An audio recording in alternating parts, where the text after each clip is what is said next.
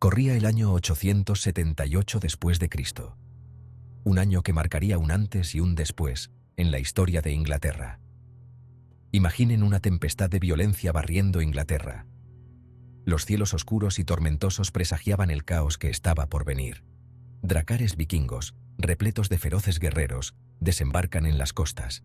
Estos barcos, con sus proas talladas en forma de dragones, traían consigo la promesa de destrucción.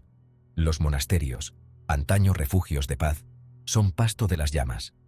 Los monjes, guardianes del conocimiento y la fe, se ven obligados a huir o enfrentar la muerte. Las aldeas son arrasadas, sus habitantes pasados a cuchillo o esclavizados.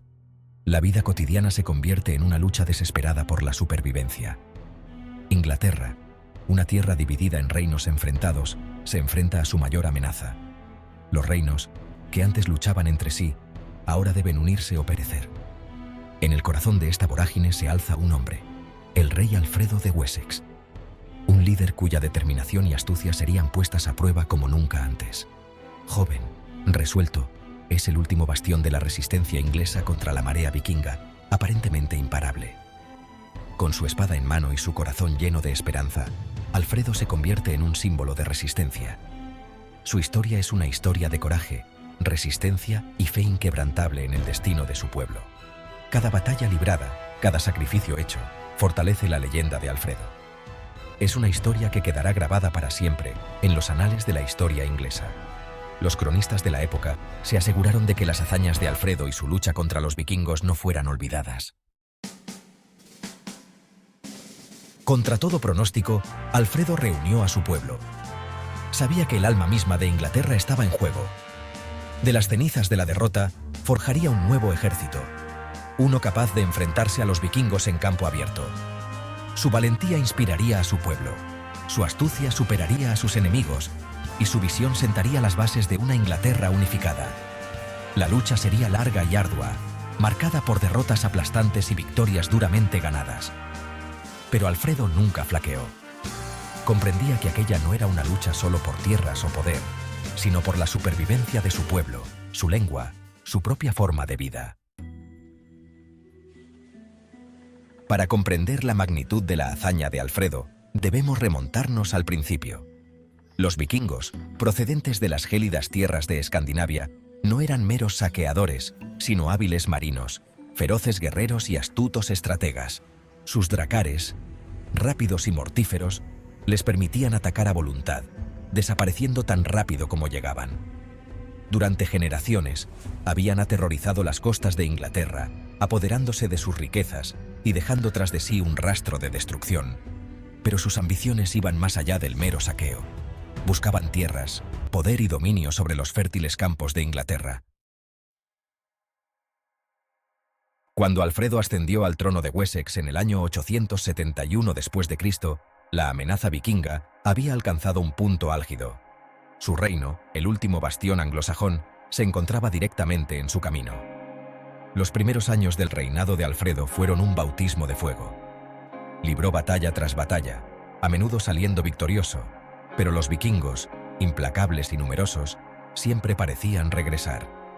Entonces llegó el año 878 después de Cristo.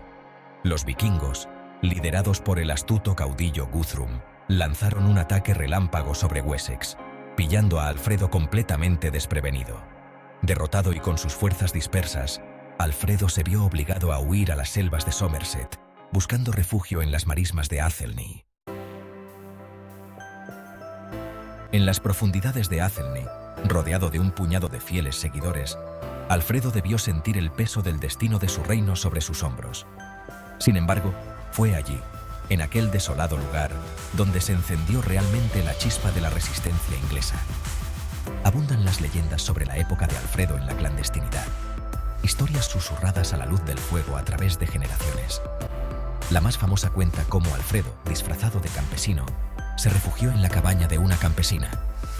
Sin saber quién era realmente, la mujer reprendió a Alfredo por dejar que se quemaran sus pasteles, una historia que pone de relieve la humildad de Alfredo y su conexión con la gente común.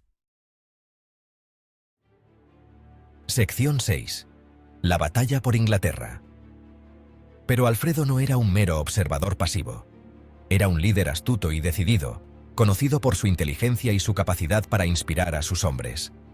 Desde su refugio en Athelney, comenzó a reconstruir sus fuerzas, reuniendo a los hombres de Wessex bajo su bandera. Athelney, una isla en los pantanos de Somerset, se convirtió en su bastión y centro de operaciones. Envió mensajeros, llamando a su pueblo a alzarse contra los invasores vikingos. La respuesta fue abrumadora.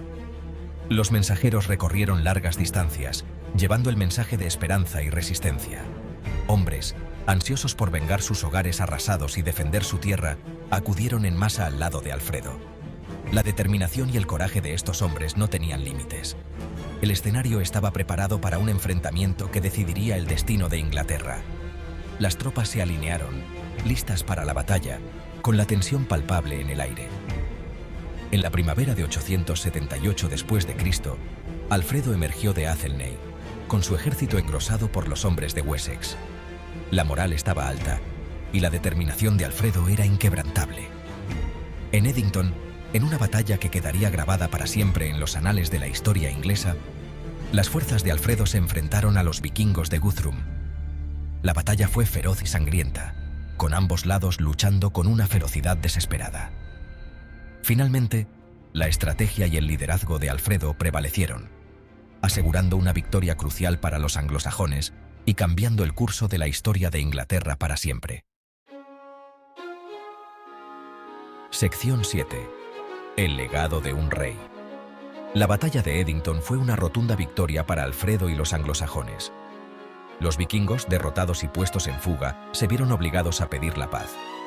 Guthrum, enfrentado al poderío de un Wessex resurgente, accedió a ser bautizado como cristiano y a retirar sus fuerzas al norte del río Támesis.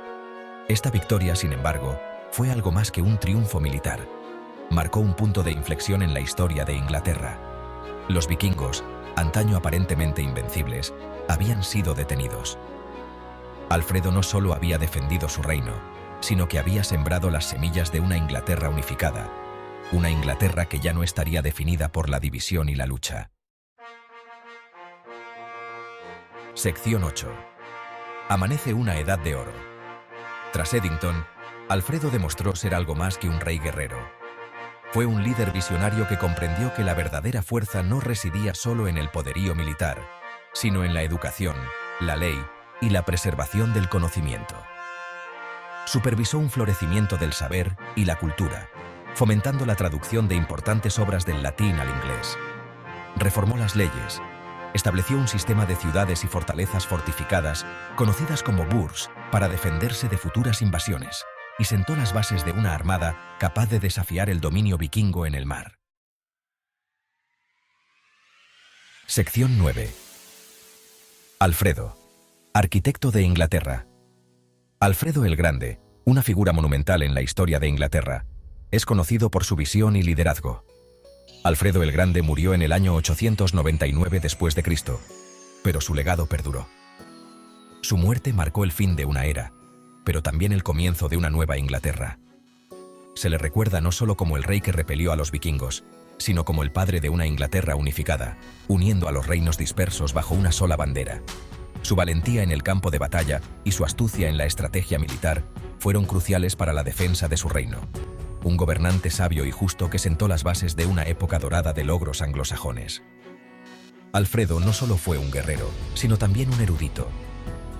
Promovió la educación y la alfabetización, estableciendo escuelas y traduciendo importantes obras al inglés antiguo.